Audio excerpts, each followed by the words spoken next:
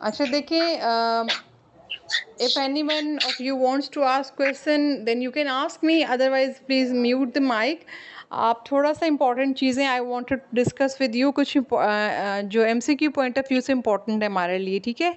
इसमें if you come to study, तो इसमें देखें कि लेबिटालॉल हमने पढ़ा है अब तक, जो हमने डिस्कशन की है लेक्चर्स में भी, कि labetalol is the first line drug regarding use in hypertension, या आप कह लें प्रेगनेंसी इंड्यूस्ड हाइपरटेंशन, ठीक है। और इसके अलावा ये कि चूँकि जो एल्डोमेट है that is centrally acting anti hypertensive, जो कि बेसिकली कॉस्ट इफेक्टिव है, that is why it's also commonly used. और इसमें थोड़ा सा एक चीज़ एडिशन हमने ये करनी होती है कि it's immediately discontinued within 48 hours after delivery, because it causes the postpartum depression, ठीक है। तो कुछ चीज़ें हैं which are very much important regarding the MCQ point of view, तो जो आपको थोड़ा सा यू मस्ट नो, ठीक है। और इसके अलावा एक चीज़ जो इम्पॉर्टेंट है वो ये है कि if you want to quantify that, kindly switch off the mic doctor Rehana.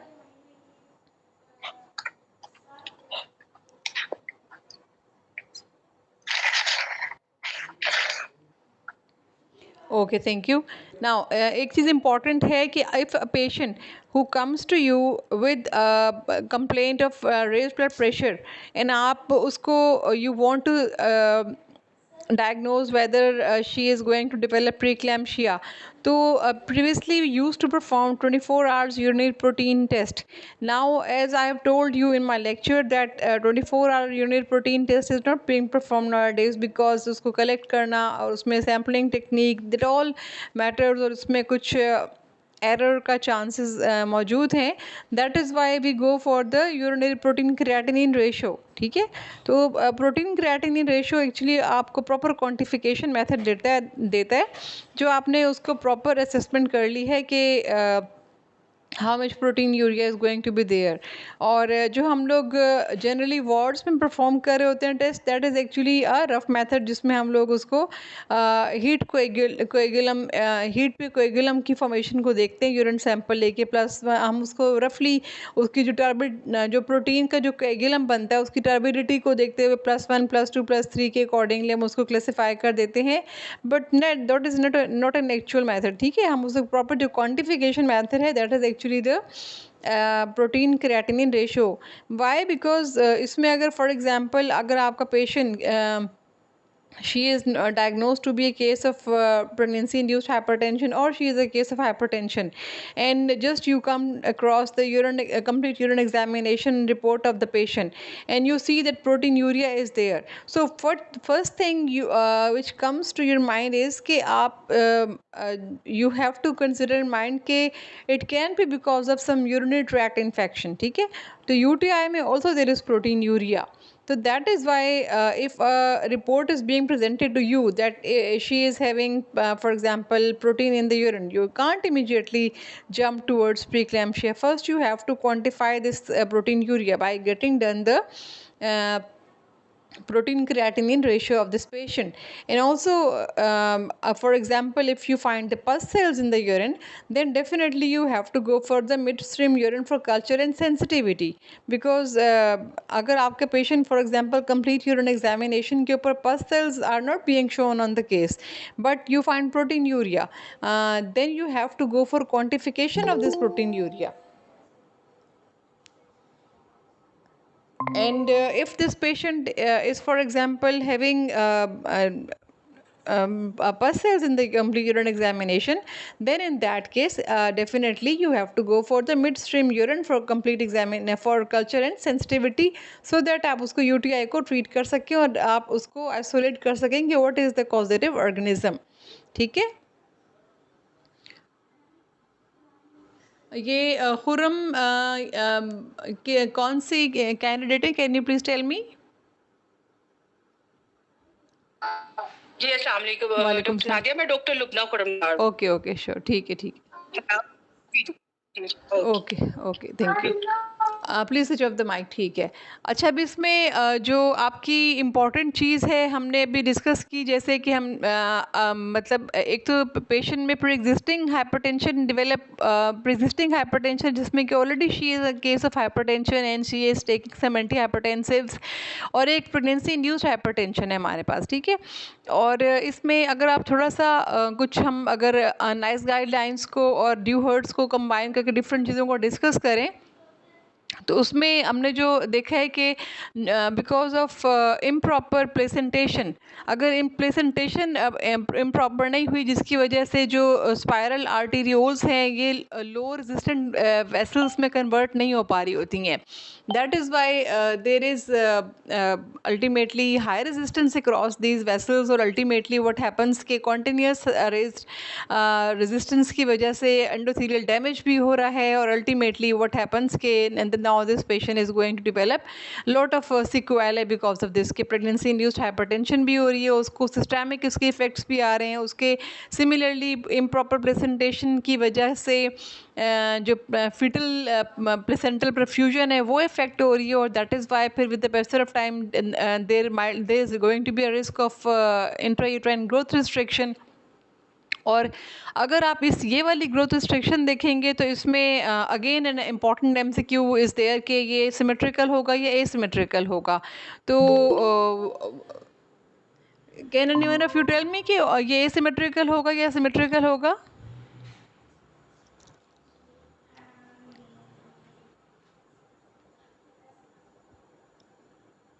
Dr. Hannah, can you tell me what type of growth restriction will be seen in case of placental insufficiency? Yes, asymmetrical. Asymmetrical, why? Because there is brain sparing effect, ठीक है। तो ultimately चूँकि brain is an organ जो कि vital organ है, तो वहाँ पे जो ब्लड सप्लाई है that is not going to be hampered, because rest of the body organs में तो blood supply although compromise होगी, but the brain blood supply will not be compromise in this way. इसमें asymmetrical intrauterine growth restriction will be there in such a way कि brain is going to be developed in the normal way, but short femur might be there in this case, ठीक है। तो आप इसमें serial growth scans करते हैं, और serial growth scans के ऊपर उसको आप प्लॉट करते हैं ग्रोथ को, कि to see that in which centile growth is there and what type of growth restriction is there. और हमारा आगे टॉपिक आएगा इंशाल्लाह जिसमें हम डिस्कस करेंगे स्मॉल फॉर जेस्टेशनल एज के अकॉर्डिंगली उसकी गाइडलाइंस जो हमारे पास हैं, तो उसमें थोड़ा सा मज़ीद क्लैरिफाई हो जाएगी ये चीज़। So we don't go deep in this thing, just you must know कि इसमें symmetrical intrauterine growth restriction will be there. और हमने जब भी आपके पास कोई पेशेंट अगर फॉर एग्जांपल इट्स इधर इट्स हाइपरटेंशन और it's pregnancy induced hypertension or it's pre-existing hypertension, तो in both cases definitely systemic examination करने में you have to be very much vigilant regarding reflexes of the patient, ठीक है। एक आपकी important जो history points हैं जो कि आपको third trimester में usually you have to ask about कि headache है, blurring vision है, pain epigastrium है, ये you have to ask because these are the signs of severe preeclampsia कि जिसमें impending eclampsia can be there, patient can develop fits in this case। तो why does it happen actually? जो because you know कि जब patient में basically pregnancy induced hypertension overall इसका जो mechanism है उसमें क्या हो रहा है बेसिकली कि मेम्ब्रेन की परमेबिलिटी इफेक्ट हो रही है, तो ultimately patient is going to have decreased oncotic pressure. जब ऑनकोटिक प्रेशर कम हो जाएगा तो fluid is going to be shifted towards the extracellular compartment, because proteinuria हो रहा है उसको, प्रोटीन यूरिया की वजह से उसका ऑनकोटिक प्रेशर कम हो रहा है। जब उसका ऑनकोटिक प्रेशर कम हो जाएगा तो ऑल ऑफ यू नो कि fluid will be shifted from the intravascular compartment towards the extravascular compartment.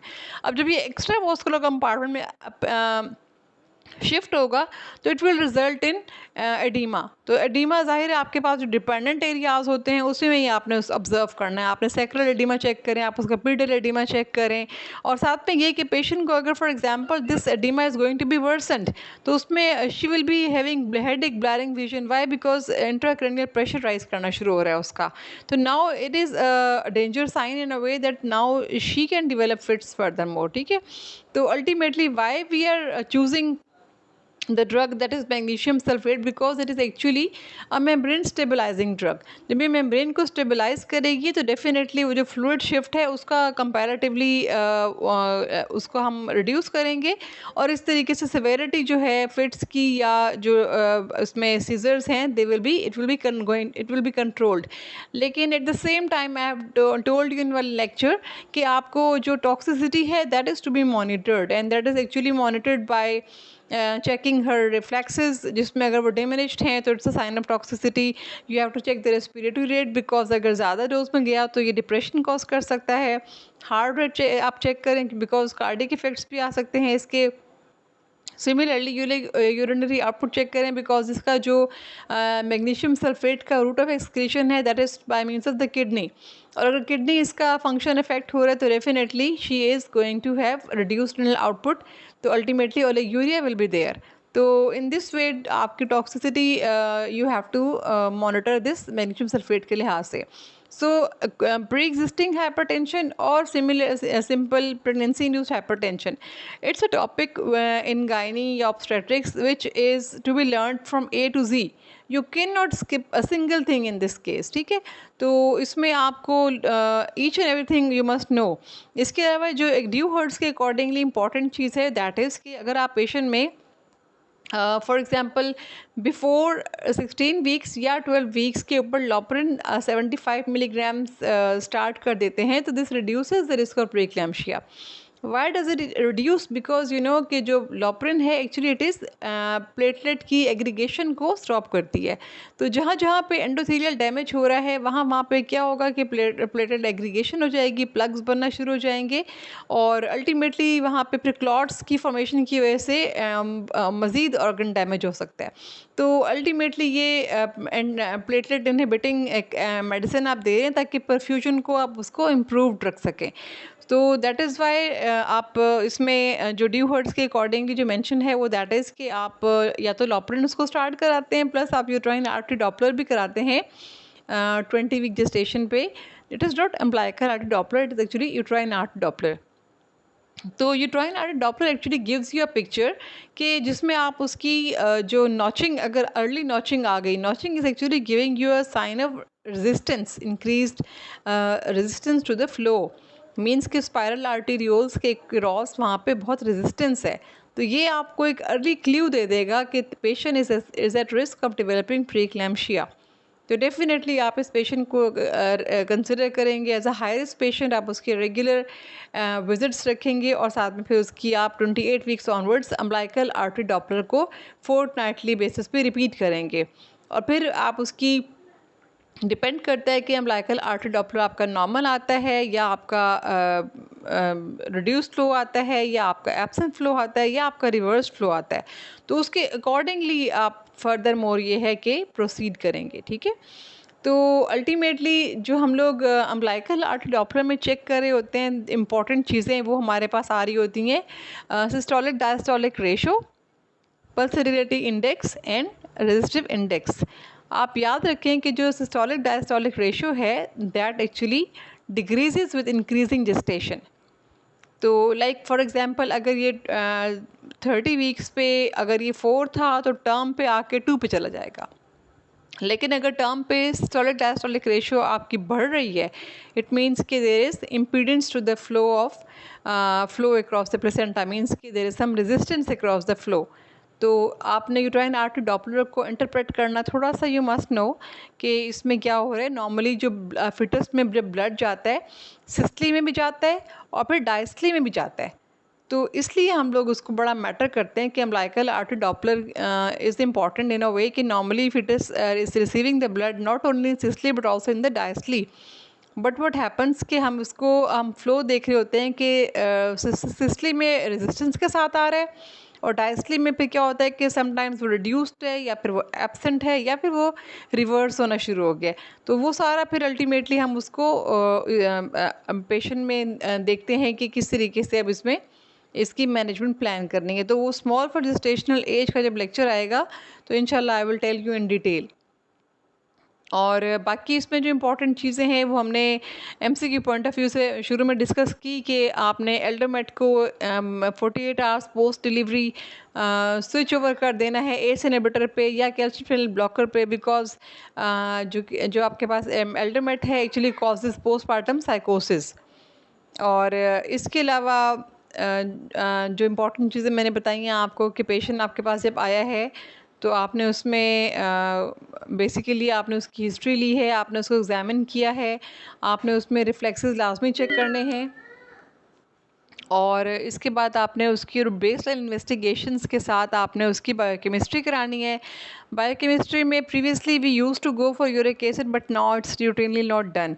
हम उसमें उसके पेशेंट के रिनल पैरामीटर्स एंड एलएफटीज करवाते हैं उसके, बिकॉज यू नो कि कॉम्प्लिकेशंस ऑफ अगर आप सिवियर प्रीक्लैम्शिया को देखते हैं तो ये ना सिर्फ ये कि क्लैम्शिया में जाता है बल्कि हेल्प में जाता है, जब में हेल्प यू नो कि ये लिवर को इफेक्ट करता है इन अ वे कि हेमोलिसिस हो रहा है, एलिवेटेड लिवर एंजाइम्स हो रही हैं, लो प्लेटलेट काउंट हो रही है। तो ये पे इसलिए आपने एलएफटीज को भी देखना है और आपने रिनल पैरामीटर्स को भी देखना है, because renal parameters affect in a way कि आपके पेशेंट में अगर फॉर एग्जांपल जीएफआर कम हो रहा है तो उसकी क्रेटिनिन या यूरिया दोनों लेवल्स डिरेंज हो सकते हैं। ठीक है, तो any question regarding this topic?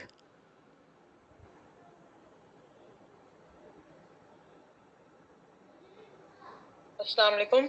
वालेकुम सलाम जी बेटा। अस्सलाम वालेकुम। वालेकुम सलाम जी बेटा। ये जो फर्स्ट लाइन ऑफ ड्रग है जी जो एंटी हाइपरटेंसिव हम देते हैं उसमें first line of drug books के अकॉर्डिंग भी तो लेबिटालोल है, जी लेकिन हम तो मिथाइल डोपा और अल्डोमेटाइल रिटार्ड ये देते हैं। एक्चुअली बेटा देखें इट्स जस्ट यू कैन से प्रैक्टिस है ना ये आपकी एक, अदरवाइज आप उसको अगर सही प्रोटोकॉल को फॉलो करें दैट इज लेबिटालोल। लेबिटालोल नाम से किस मार्केट नाम से जो है ये लेबिटालोल लेबिटालोल अवेलेबल है? लेबिटालोल के नेम से ही आती है, 100 मिलीग्राम्स की स्ट्रेंथ में आती है और आप इसको बीडी टीडीएस भी दे सकते हैं, मैक्सिमम ऑफ 2400 मिलीग्राम्स तक इसकी इवन डोज है। और थोड़ा सा ये एक इशू ये है कि labetalol is comparatively short in market ना, बट इट्स अवेलेबल। तो आप उस पेशेंट में जब अगर फॉर एग्जांपल अगर आपने स्टार्ट करानी है तो you can go for it, लेकिन वही वाली बात आ जाती है कि चूँकि एल्डोमेट इज़ कॉस्ट इफेक्टिव है, इजी टू टेक है, that is why you are practising still Aldomet for this case. लेकिन जहाँ तक बात है मैंने ये क्वेश्चन पूछना था कि जो अम्बिलिकल आर्टरी डॉपलर है और यूट्राइन आर्टरी डॉपलर है, यूट्राइन आर्टरी डॉपलर तो हमें उसकी प्लेसेंटल इनसफिशिएंसी के बारे में बताता है कि स्पाइरल आर्टरियोल्स की रेजिस्टेंस ज्यादा है, मतलब प्लेसेंटेशन सही नहीं हुई है। ऐसे ही है। और अम्बिलिकल आर्टरी डॉपलर हमें फीटस के स्टेटस के बारे में बताता है। हाँ जी, आप खुद देखें ना कि जो अम्बिलिकल वेसल्स हैं ये आपके फीटस को ब्लड लेके जाना और लेके आने का काम कर रही हैं, ठीक है। तो आप इसी के फ्लो को ही चेक कर रहे हैं बेसिकली। अम्बिलिकल आर्टरी डॉपलर आप देख रहे हैं कि whether the blood is being taken in a way कि आप उसका परफ्यूजन नॉर्मल है कि उसमें कोई इम्पिडेंस है। तो दैट इज़ वाई आपका जो रेजिस्टिव इंडेक्स बढ़ रहा है, इसका मतलब है कि रेजिस्टेंस बढ़ रहा है।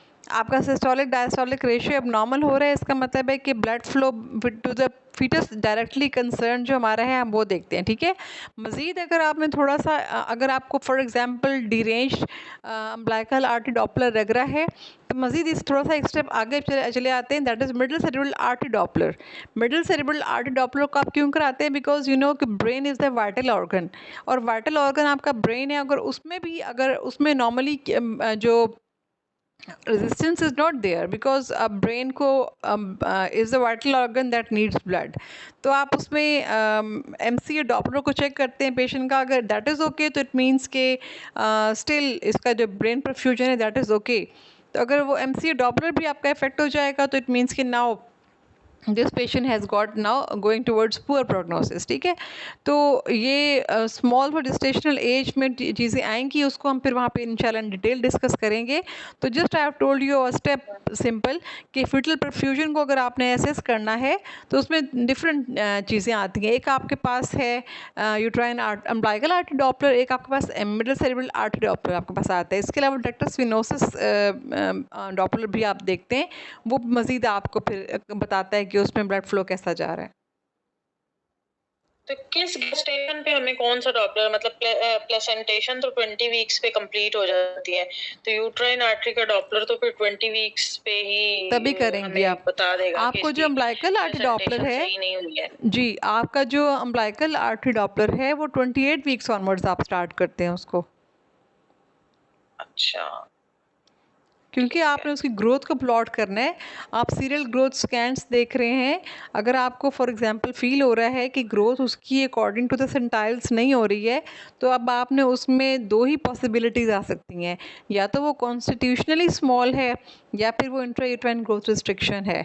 अगर वो कॉन्स्टिट्यूशनली स्मॉल है तो इन दैट केस आपका अम्बिलिकल आर्टरी डॉपलर ज़ाहिर नॉर्मल आना है, और उसकी फैमिली हिस्ट्री होगी कि सभी छोटे होंगे हाइट में, ठीक है, और वो बेसिकली सिमेट्रिकली स्मॉल होगा। लेकिन अगर वो फॉर एग्जांपल इसके हाइपरटेंशन की वजह से इफेक्टेड है तो वो एसिमेट्रिकल IUGR भी होगा, प्लस ये कि उसकी परफ्यूजन भी इफेक्ट होने का रिस्क है। दैट इज़ वाई उसका आप लोग umbilical artery Doppler fortnightly repeat कराते हैं, एवरी 2 वीक्स के बाद रिपीट कराते हैं आप, ठीक है। ठीक है, thank you. Welcome. Any other question?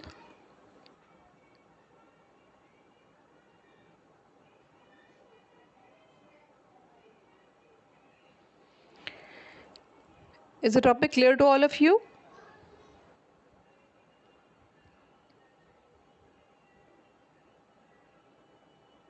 Actually, I've tried to make the lecture on hypertension in such a way that introduction as well as its complications and also the toxicity of magnesium sulfate, all I've discussed with you.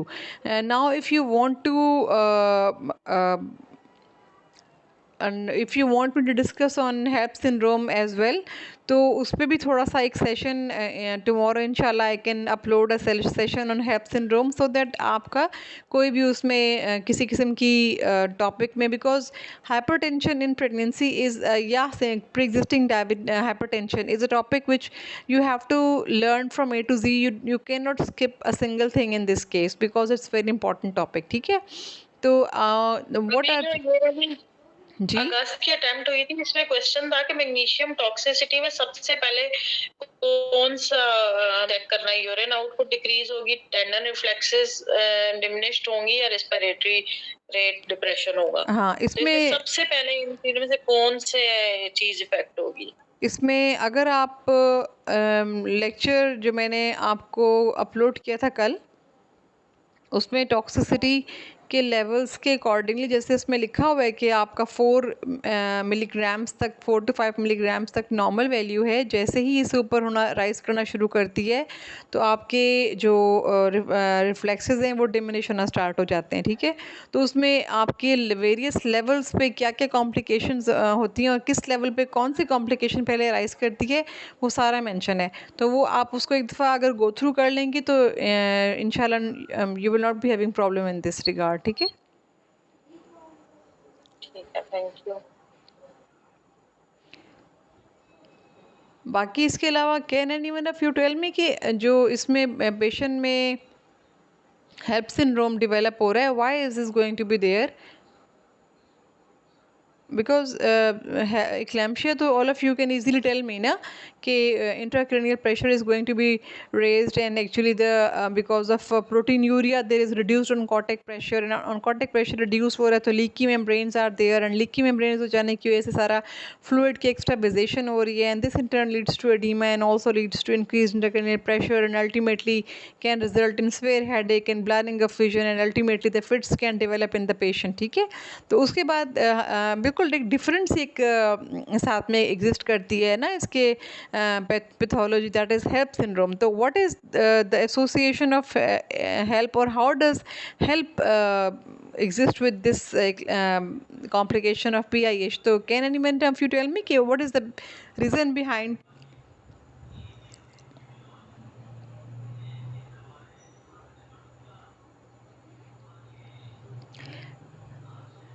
Should I tell you?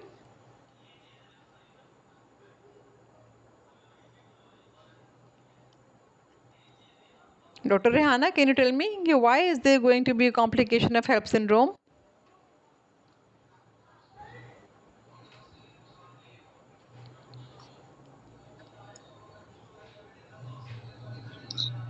इसमें haemolysis हो गया, elevated liver enzymes and low platelet count. हाँ बेटा, you have told मी, आपने तो मुझे उसके जो हेल्प से क्या कॉन्स्टिट्यूट हो रहा है ना, you have told me that thing, but why is it going to happen? Can you tell me कि why is it going to happen?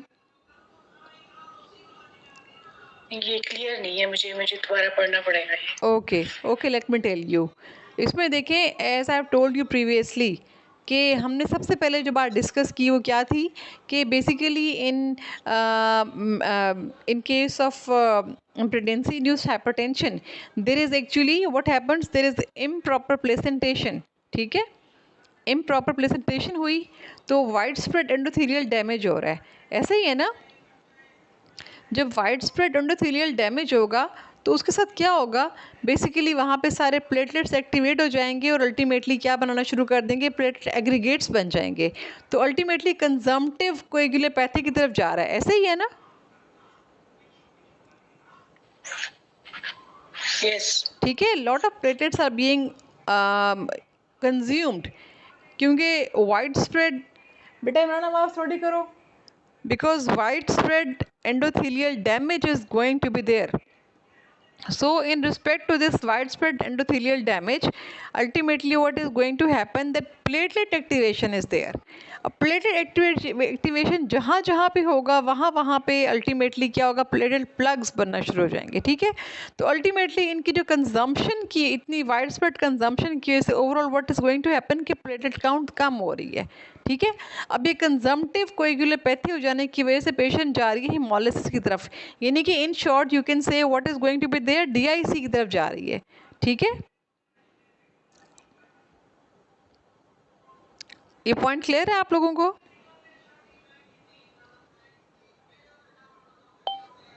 Ji clear है। If it's not clear, then I can repeat to all of you. Ma'am haemolysis कैसे होगा? हाँ देखिए बेटा, सबसे पहले हमने तो ये बात कर ली ना कि वाइड स्प्रेड इसमें प्लेटलेट डैमेज हो रहा है। ठीक है, जब वाइड स्प्रेड प्लेटलेट सॉरी इसमें पहले हमने बात की कि वाइड स्प्रेड यहाँ पे एंडोथेलियल डैमेज हो रहा है। ठीक है, एंडोथेलियल डैमेज होने के साथ क्या हो रहा है, प्लेटलेट्स की कंजम्पशन हो रही है। अब प्लेटलेट्स की कंजम्पशन हुई है तो अल्टीमेटली जहाँ जहाँ पे एंडोथेलियल डैमेज होता है वहाँ आपको पता है प्लेटलेट्स कंज्यूम होते हैं। प्लेटलेट्स क्या बनाते हैं, प्राइमरी हीमोस्टैटिक प्लग बनाते हैं, पता है ना आपको? ठीक है, अब ये प्लेटलेट्स जो आपके कंज्यूम हुए हैं उसके बाद ये किससे रिप्लेस हो जाते हैं, कौन से फैक्टर्स आते हैं जो जाके सेकेंडरी हीमोस्टैटिक प्लग बनाते हैं? Clotting factors. ठीक है, क्लॉटिंग फैक्टर्स आपके एक्टिवेट हो गए ना। एंडोथेलियल डैमेज पूरा यू नो कि प्रीक्लैम्पिया में क्या हो रहा है कि वाइड स्प्रेड एंडोथेलियल डैमेज हो रहा है across the kidney, across the different vasculae, पूरी वेस्क्यूलेचर में एंडोथेलियल डैमेज हो रहा है। प्लेटलेट्स कंजम्पशन हो गई बिकॉज उन्होंने प्लग्स बनाने हैं, और उसके बाद क्लॉटिंग फैक्टर्स की कंजम्पशन हुई बिकॉज उन्होंने हीमोस्टैटिक प्लग बनाना है, सेकेंडरी हीमोस्टैटिक प्लग। अब जब ये वाइड स्प्रेड कंजम्पशन हो गई है तो ऑल ऑफ यू नो कि इसमें wide spread consumption of platelets and clotting factors की वजह से ये पूरा जो क्लॉटिंग सिस्टम है ये एग्जॉस्ट हो जाता है, एंड अल्टीमेटली कंजम्पटिव कोएगुलोपैथी हो जाती है, जो आप DIC की तरफ चले जाते हैं। ठीक है, बिकॉज वो सारा सिस्टम आपका एग्जॉस्ट हो गया है, तो ultimately this will and up in haemolysis. ठीक है, और हिमोलिसिस के साथ एलिवेटेड लिवर प्रोटीन्स भी होंगे। Why? Because liver is also responsible to cause to synthesize the clotting factors, जो आपको पता है कि विटामिन K डिपेंडेंट फैक्टर्स हैं 2, 7, 9, 10, 2, 7, 9 एंड 10। ठीक है, तो यहाँ से आपका लिवर भी डिरेंज हो रहा है। और इसके अलावा क्या हो रहा है कि लो प्लेटलेट काउंट, क्योंकि जब इतनी सारी कंजम्पशन हो गई है प्लेटलेट्स की तो वाइड स्प्रेड एंडोथेलियल डैमेज हो जाने की वजह से तो अल्टीमेटली आपके लो प्लेटलेट काउंट है। तो इन टर्न इन शॉर्ट ये कह लें कि ये this patient is going towards disseminated intravascular coagulation. Now is it clear to all of you? जी doctor, clear.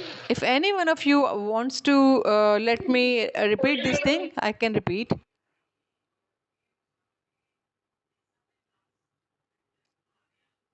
Clear? Yes ma'am. Okay अब आप देखें जब पेशेंट में वाइड स्प्रेड हेमोलिसिस हो रही है तो definitely this can result in intracranial haemorrhage as well. ठीक है, अब इस पेशेंट को इंट्राक्रैनियल हैमरेज हो सकता है, इस पेशेंट को नेजल ब्लीड्स हो सकते हैं, इस पेशेंट को ब्रूजेस की फॉर्म में सारी बॉडी में उसके ब्रूजेस बन सकते हैं अल्टीमेटली, बिकॉज उसका जो कोएगुलेशन सिस्टम है that has been exhausted, that has been ultimately suppressed because of consumption. तो अल्टीमेटली जब वाइड स्प्रेड कंजम्पशन होती है this results in coagulopathy and this coagulopathy appears as DIC और जिसको हमने एक नाम दे दिए हेल्प सिंड्रोम का। So all of these are actually the complications of pregnancy induced hypertension, जिसमें ये किस किस तरीके से वेरी कर रहा है इसमें। ठीक है, और एक इम्पॉर्टेंट चीज़ ये है कि फॉर एग्जांपल अगर पेशेंट में स्वेयर प्रेक्लेम्शिया के साइंस अपेयर हो जाते हैं आफ्टर 28 वीक्स तो उसमें रिकरेंस का कितना रिस्क है तकरीबन, ये भी एक MCQ है आपका, गाइडलाइन से मौजूद है।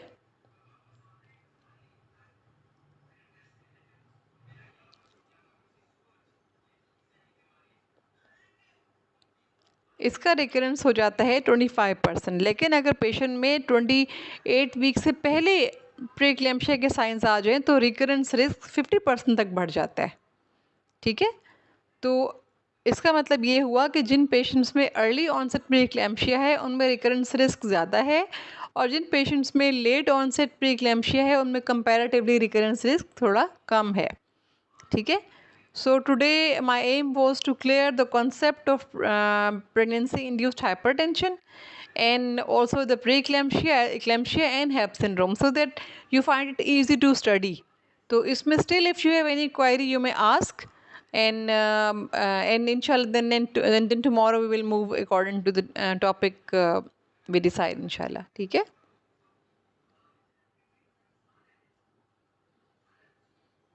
okay, should we end the class? Is it clear to all of you?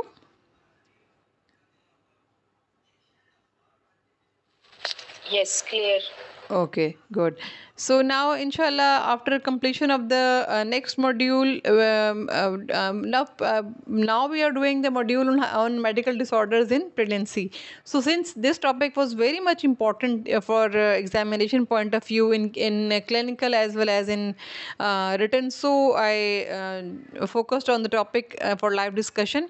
Then, inshallah, we will also arrange live sessions on the topic so that any query, any discussion which you want me to have on it, inshallah we will be doing on that. ठीक है, and मैंने इसकी recording भी बना ली है so that I will इंशाल्लाह share on the group. कोई अगर आप में से कोई मिस कर चुके किसी के हुए तो दे कैन अटेंड। ठीक है,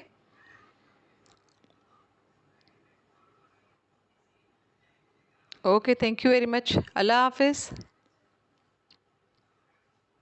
अल्लाह हाफिज़। अल्लाह हाफिज़, अस्सलाम वालेकुम। अल्लाह हाफिज़ डॉक्टर।